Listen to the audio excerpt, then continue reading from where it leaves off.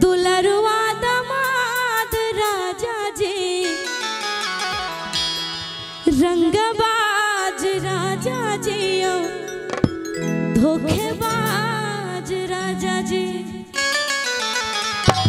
बड़ा ही सुंदर गीत एमएमपी वीडियो पर अपने सब सुन सके हमरा आवाज में।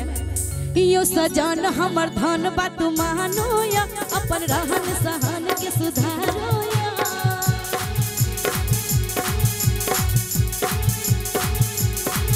यो सजन हमर धन बात मानो या अपन रहन सहन के सुधारो या। यो सजन हमर धन बात मानो या अपन रहन सहन के सुधारो या।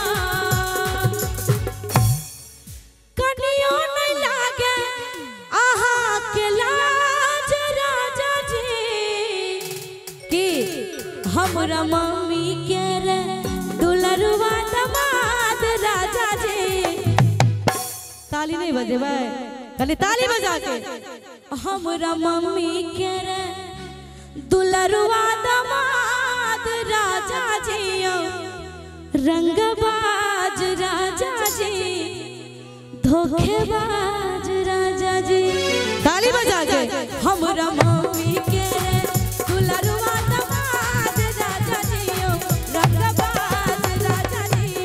धोखेबाज राजा जी। हमरा मम्मी के दुलरुआ दमाद राजा जी, रंगबाज राजा जी, धोखेबाज राजा जी। जय हो, बहुत बढ़िया, क्या बात है।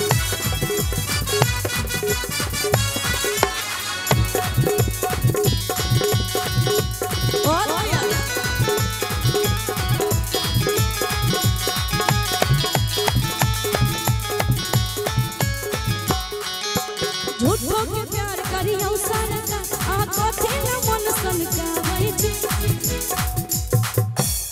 झूठो के प्यार करियो सारा कार आहा झूठो के सपना देखावै छी। आहा मंगला ने चान एगो सरियायो जान आहा कहलो पकिया नहीं आने छी। और की ताहे पर से उलटल रहे मिजाज राजा जी, हे ताहे पर से उलटल रहे मिजाज राजा जी। कने 100 गोटे ताली के साथ।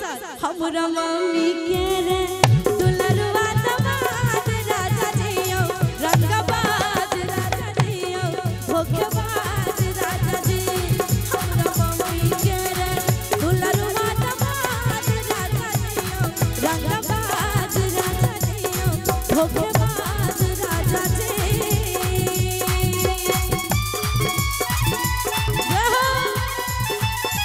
बहुत बढ़िया, क्या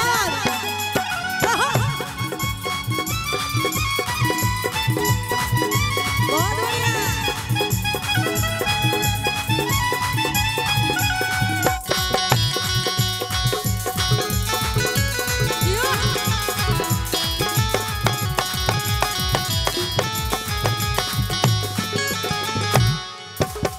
और देखियो बड़ा सुंदर लाइन है गीत के। जादू के छड़ी कही हमरा पर आहा कथी न मन सनकावै छी। मिथिला के महान योजना तोरे धाम राजा काने कहियो घुमावै छी।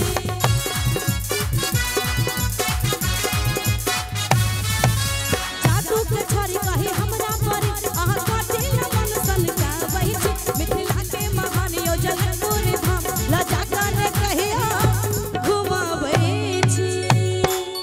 के जादू के छड़ी कही हमरा पर आहा कथी न मन सनकावै छी।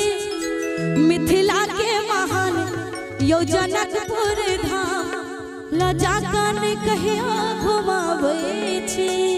और की बियाह को के अनलौ करैला काज राजा जी, हे बियाह को के अनलौ करैला काज राजा जी। एक बेर 100 गोटे ताली बजा दियो आ ताली के साथ।